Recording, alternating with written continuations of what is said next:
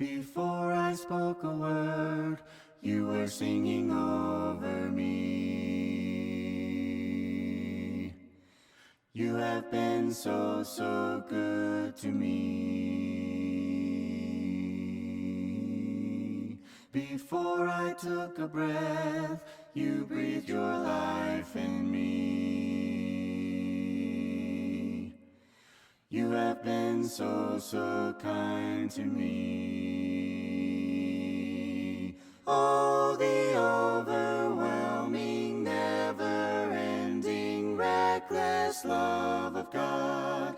Oh, it chases me down, fights till I'm found, leaves the 99. I couldn't earn it, I don't deserve it, still you give yourself away. Oh, the overwhelming, never-ending, reckless love of God. When I was your foe, still your love fought for me. You have been so, so good to me. When I felt no worth, you paid it all for me. You have been so, so kind to me. Oh, the overwhelming, never-ending, reckless love of God. Oh, it chases me down, fights till I'm found, leaves the 99. I couldn't earn it, I don't deserve it, still you give yourself away. Oh, the overwhelming, never-ending, reckless love of God. There's no shadow you won't light up, mountain you won't climb up, coming after me. There's no wall you won't kick down, lie you won't tear down, coming after me. There's no shadow you won't light up, mountain you won't climb up, coming after me. There's no wall you won't kick down, lie you won't tear down, coming after me. Oh, the overwhelming, never-ending, reckless love of God. Oh, it chases me down, fights till I'm found, leaves the 99. I couldn't earn it, I don't deserve it, still you give yourself away. Oh, the overwhelming, never-ending, reckless love of God.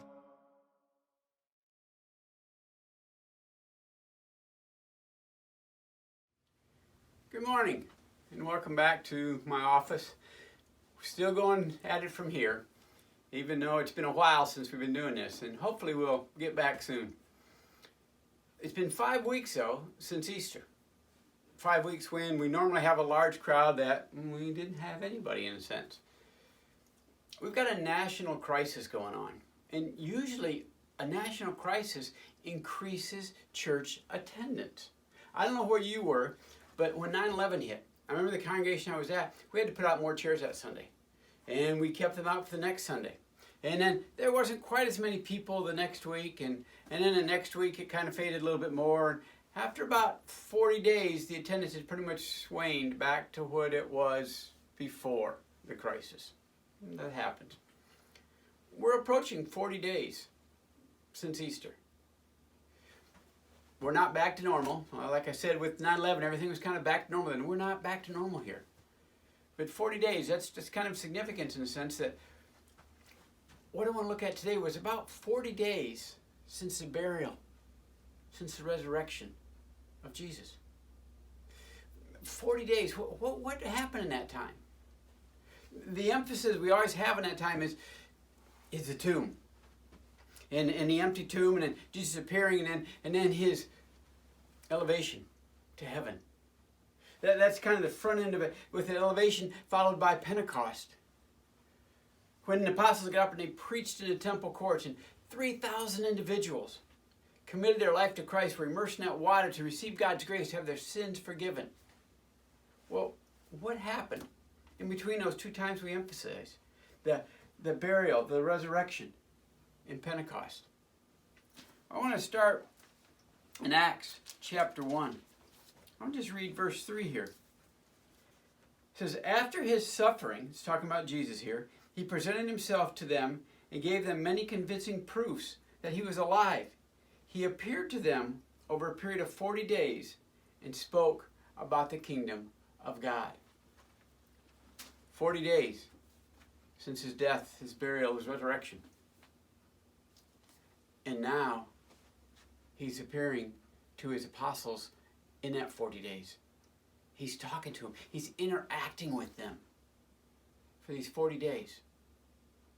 Well, I want to look at that today. I want to look at some of the things that may have happened, some of the things that we can glean from that, some of the things that we can apply to our lives from that time Jesus spent with his apostles. 3 points that I want to look at. 3 points that I see that the followers had to deal with it. We kind of deal with it in a different way, but a similar way today. First of all, they had to deal with their fears. We have fears. Maybe it's the COVID-19 or coronavirus. We're afraid of getting that. We go out, we wear a mask, we sanitize our hands, we wear gloves, we social distance. It's a fear we have. Maybe you have fear of getting a letter from the IRS. You know, you send your taxes in and you get this letter back when you weren't expecting anything back. That can give you a little bit of a scare, a fear of like, oh no, what's wrong? What happened? I remember growing up, we liked to go into Detroit Tiger baseball games back when it was at the old Tiger Stadium, corner of Michigan and Trumbull. Great stadium, loved going there. But two things I remember. Back in the 60s and early 70s, Detroit wasn't the best city to hang around in. I believe it was known as the murder capital of the United States. Since then, I think other towns have taken it, but I distinctly remember that. And when we would go to Tiger Stadium, it would always be during the day, and we would always park in a place that was well supervised. It was out in the open, and we made sure we knew how to get out of town. We did not want to make a wrong turn and end up in some place we didn't want to be. So there's those type of fears. I remember a fear in gym class.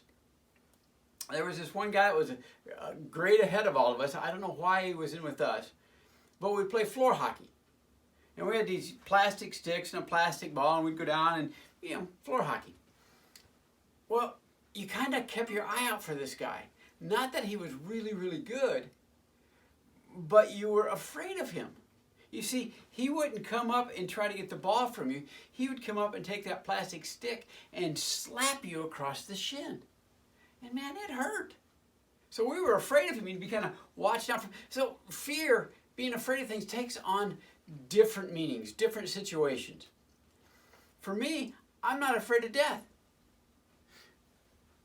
When I die, the difficulties of this world are gone. They're done. I am in heaven with God, and we don't know exactly what heaven is going to be like, but it's got to be much better than this. That's what we're told. So, me, I am not afraid of death. That doesn't mean I'm going to go charging into a situation just to die, but I'm not afraid of death.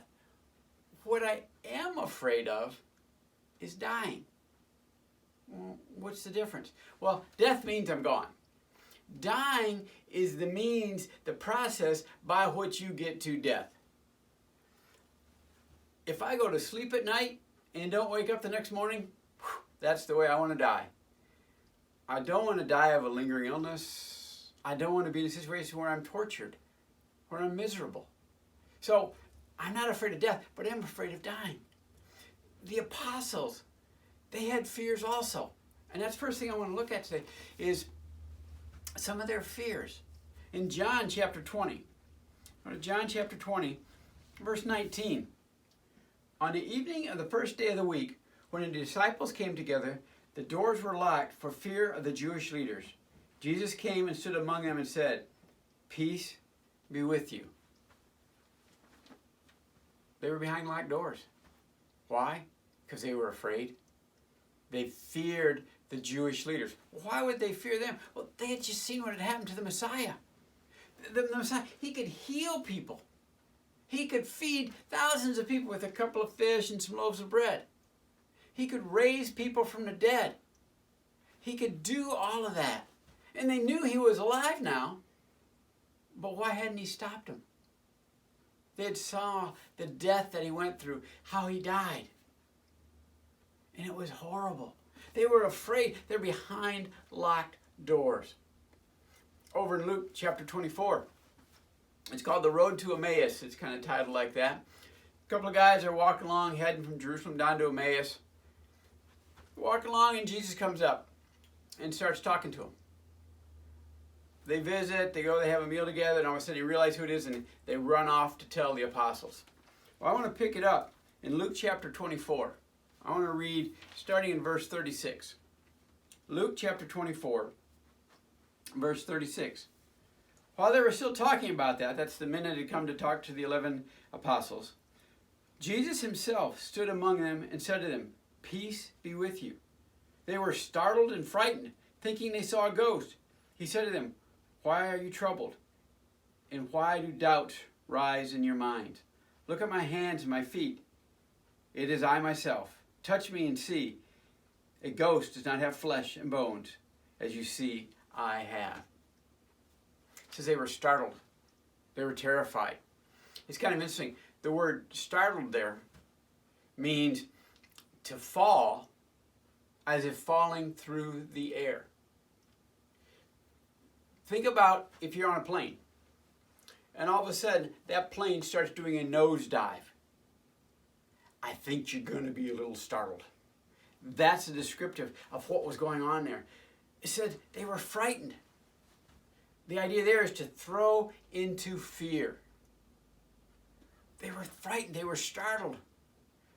Because Jesus was there? Well, yes, but no. Ever been watching a movie? Maybe at a theater. Remember what those used to be? Yeah, okay. At a theater or at home. And it's kind of a tense moment, and you know something's about to happen, and a noise happens in some other part of the house. And you jump. You're startled. You're hyper tense. That's kind of what the situation was here. They were tense. What was going to happen? They're behind locked doors. And all of a sudden, Jesus is there. Is it a ghost? And they were startled. I had a job in Texas when I was in college down there, and it was working at a home where some individuals lived, and I had to watch over the home stuff. It was kind of maintenance and security at night from midnight to 8 a.m. I had to do a few things here and there, and one of the things I had to do is about a half a mile back through a kind of a winding dirt road, there was another cabin, a little lodge of sorts, that they used for summer camps. Well, I had to go back there once or twice a night to just check to make sure nobody was back there, to make sure everything was okay. And I was heavily armed with my radio walkie-talkie here and a flashlight. So I was armed to the hilt. I was ready for anything. Well, I'm driving back there one night, no big deal. And as I come around the corner to see the place, there's a light on. I'm going, oh no, who's out here? I get out of the truck. I go walking around. I found a door that's open. So I walk in. I look around. Check this room. Check that room. Check. Nobody's there. Somebody must have left the light on when they left that day. So still kind of a little amped up and tense and stuff, and turn the light off. I walk out the door, and I turn the corner and walk face to face to a horse. Now, I'm going to say I did not yell. And there was no one there than the horse to know for sure whether I did or not. But I was startled. I don't think the horse knew I was there. I think it was sleeping. I may have woke up if it did hear a yell, but I'm not sure. But the idea of being startled. They're seeing this ghost. They're seeing this Jesus. The door is locked. How is this happening? Sometimes we have fear because of a situation. We're in a situation and it just causes us to have fear. Sometimes it deals with our safety. Sometimes it deals with others. Sometimes we have fear about how something is going to turn out. And sometimes we're just afraid. In Luke chapter 24 here, I want to read on, verses 38 to 40. He said to them, "Why are you troubled? And why do doubts rise in your minds? Look at my hands and my feet. It is I myself. Touch me and see. A ghost does not have flesh and bones, as you see I have." When he had said this, he showed them his hands and his feet. Jesus was there to comfort them. He said, "Here's my hands. Look, my feet. I'm real. I'm not a ghost. I am here to help you out. I'm in control. I've got this covered." He was there to reassure them, to comfort them in their fears. At times, we're afraid. We're stressed. Maybe it's a relationship. Maybe it's finances. Maybe it's a job. Maybe it's a situation where sometimes it may not be terrified, afraid, but we're stressed. And there's a fear involved. Those are real fears. Those are real concerns. And I would like to say, here's this prayer. Pray this prayer when you're stressed, and everything will be fine. Turn to this passage and read this, and your heart will be overwhelmed, and you will have no stress. I would like to say that. I would like to say it's that simple. But it's not. Let Jesus take it away. Give it all to Jesus. That sure sounds good. Sure a lot harder to do. Life is not simple. Jesus sees us and knows that. And he says, focus on me and it will get better. It's not always easy. You know, they were told that the tomb was empty. They had seen that the tomb was empty, some of them. They had heard that he had been risen. And yet when he stood there, they were startled. See, it's hard at times. Which takes me to my next point. Our faith can falter. Falter means start to lose faith or momentum. I'm going to go back to the passage here, verses 38 to 40 that I just read. Jesus said, why are you troubled? Why do you have doubts? See, we have doubts in this world. It's called being real. It happens. We may question, is God real? Is this all real? Or is this Christianity thing real? We have doubts at times. We may question.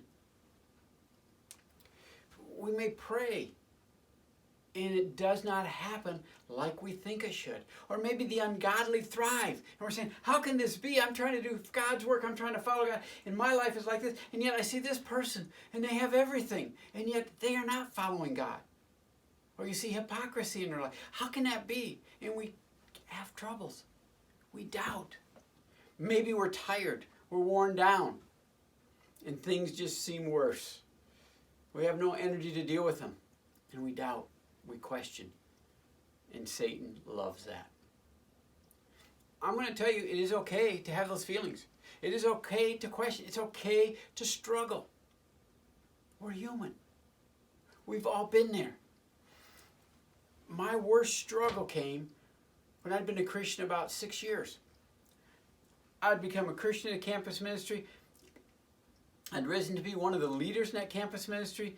Myself and another guy led a team to Davis, California to establish a campus ministry. I was a leader. And yet I hit a point where I struggled when I was out there. And I remember I would every morning go for, I call it a walk and talk with God. Back when I said there's no passage, there's no prayer that'll take care of everything. But it's that time with Jesus. I remember one day just walking and talking with God. And I was out there along the street and I was talking with God and I was going at it with him. And I was struggling and everything. And if you notice over the past 9 weeks, my wife pointed this out, my hands seem to move a lot. I know I've mentioned to some back when I was in 7th grade. I was asked by my homeroom teacher to go make announcements to the other homerooms. I said, okay. So I went and made it to the one homeroom, no problem. And then I went to the next homeroom and made it no problem. And then the teacher said, oh, excuse me, could you make that announcement again? I went, yeah. And so I started to make it. And he said, no. Put your hands in your pocket and make the announcement. So I went, I couldn't make the announcement. I don't know if it was because I was concentrating, my hands being in my pocket. But I talk with my hands. Okay? So think about the last 9 weeks. Think about me. Now let's jump back over to Davis. I'm on the street.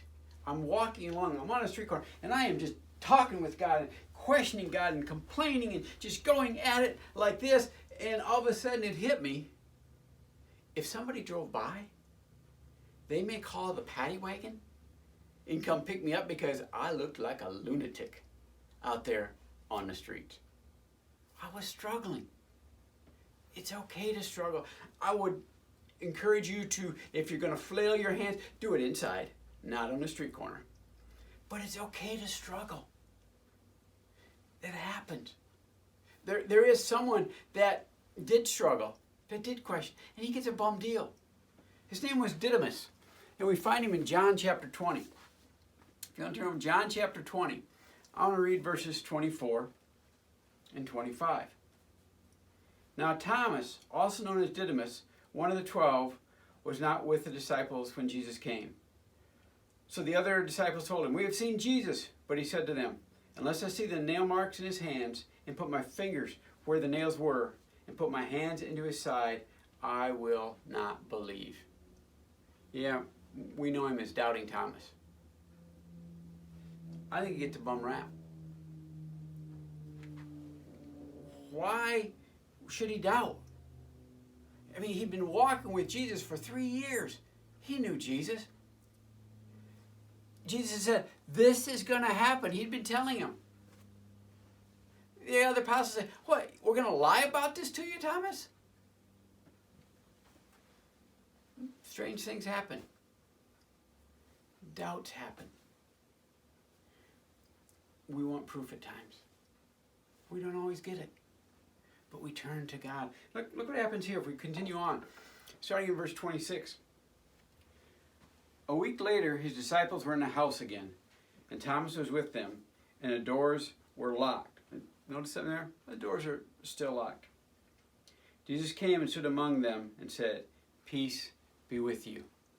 But the key to this is verse 29 here. Let me read, verse 27 here. Then Jesus told them, I am disappointed in you, Thomas. You should have believed and not doubted. 3 years I taught you. 3 years I walked with you. 3 years you saw the power I had. And yet you do not believe. And Jesus sternly rebuked Thomas. Okay, if you followed in your Bible rather than what was put up on the screen, you'll notice that doesn't quite jive. That's kind of what I would have done if I was Jesus. Kind of what we sometimes come to expect. Let me read what it actually says. In chapter 20 of John, verse 27. Then he said to Thomas, put your finger here.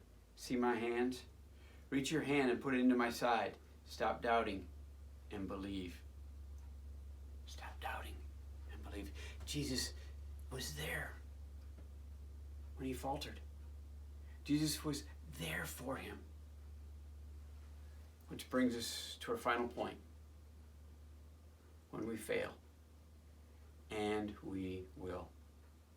Over in Matthew, chapter 28, Matthew 26, I want to read verse 31. Matthew chapter 26, verse 31. This is the Last Supper. Then Jesus told them, this very night you will all fall away on account of me, for it is written, I will strike the shepherd, and his sheep of the flock will be scattered. They deserted him. He said, you are going to desert me. They go, no, we won't. No, we're not going to. Drop down to verse 56. But this has taken place that has fulfilled the writings of the prophets could be fulfilled. Then all the disciples deserted him and fled. They fled. they said, no, we won't. But in verse 35 it says, Peter declared, even if I have to die for you, I will never disown you. And all the other disciples said the same. We're here for you. Now, Peter gets the most attention, but it's just because he opens mouth, inserts foot more than any. He's kind of the one that always stands up. But they all said, we're never going to fail you. We're going to be here. You are going to fail. Accept that. Maybe you're going to say something that you shouldn't. Maybe you're going to react in a situation where you shouldn't. Maybe you are going to get drunk sometime and you shouldn't. Maybe you're going to be lying about a situation. Maybe you're going to go to a web page that you should never go to. Maybe you're going to be treating someone other than with the love that God tells you to. Maybe you are going to be rude to that person. Maybe you're going to be selfish. You are going to fail. That is not what's important. What is important is the responses to that failure. Over in John chapter 21, after Jesus is risen here and they've gone out and they've caught the fish, and Peter, of course, jumps out of the boat and swims up to shore. I want to read verse 15. John 21, verse 15. When they had finished eating, Jesus said to Simon Peter, Simon, son of John, do you love me more than these? Yes, Lord, he said. You know that I love you. Jesus said, feed my lambs. It's where Jesus reinstates Peter, as we say. 2 more times it happens where Jesus says, do you love me? So 3 times this is said. A lot of emphasis put on the 3 there. Denying 3 times, reinstated 3 times. A lot of emphasis put on the different Greek words for love there. But what is overshadowed in all of this? What the theology of trying to figure all this out helps us not see is Jesus' face. Well, we can't see Jesus' face. It's words on a page. And they don't describe Jesus' face. We're not told it in words. We're told it in Jesus' life. Remember the rich man that Jesus said, sell everything and come follow me. And the guy turns and walks away because his money was the most important thing to him. And he couldn't part with it. What's key on that? In Mark 10, when we see that, it says, Jesus looked at him and loved him. The first response is Jesus's. When you fail, Jesus looks at you and he loves you. The other response is Peter. His life changed. Did he ever fail again? Oh yeah, we know he did. But he grasped the love, the forgiveness, God's grace. As we said, he still failed. But he grasped what was important. And he went forward. See, we need to go forward when we fail. Because we're going to fail. We need to be willing to grasp God's love. We need to be willing to realize he died for us. Jesus died for us. Through that blood, we have grace. So when we fail, we need to focus on that and go forward. Are we going to falter? Yeah, you are. As a kid, you're going to falter. You're going to fail when it comes to your parents. You are going to disappoint them. Your parents are still going to love you. They may be disappointed, but they're still going to love you. They're still going to support you. They're still going to be there for you. They're not going to abandon you. If they would have, my children would have been abandoned at a young age. I don't look at their face and go, oh, what a horrible daughter Hannah is. We won't go there. I look and say, how can I help her grow? I don't look at my son and say, how could he be such a bonehead when I've taught him better? No. I think, how can I help him through this? See, that's how God looks at us. When we falter, not abandoning us, but supporting us. And when we're afraid, he doesn't turn his head from us. No, God's right there with us. And Jesus turns his side and says, Feel my wounds. They're there for you because I love you. When you fail, we need to go forward. When we falter, we need to grow in our faith. When we fear, we need to be fearless because we serve a risen Savior. Because our God loves us so much that he sent his Son to die for us. 40 days, Jesus walked with them. We have a lifetime that he's walking with us. We need to be his people. We need to show his love. We need to be. Be fearless. Be faithful. Be going forward. Let's be this week. Stay safe. I love you.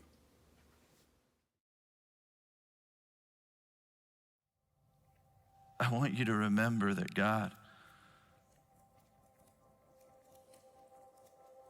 created everything you see. He breathed it into existence. You remember when his people were caught up in slavery? He rescued them. What he did was he parted the sea and he made a way for them, and then he delivered their enemies to them, and he unlocks wombs, and he provides water from a rock, and he provides manna from heaven, and he brought down the walls of Jericho. He froze the sun, allowing victory. He's toppled giants with tiny stones. He's brought fire from heaven. He's shut the mouths of lions. He preserved life in the belly of a well. He's fed thousands with a few loaves. He gives the weak strength. He heals the sick. He's made the blind see, the deaf hear, the mute speak, the lame walk, and he's overcome evil, and he's made a way through death for you and me by the death and the resurrection of his Son, Jesus Christ, that we will live with him forever. We will dwell in the house of the Lord forever and ever and ever and ever. What are we afraid of?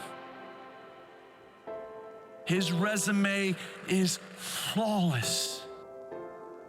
He controls everything. And he loves you.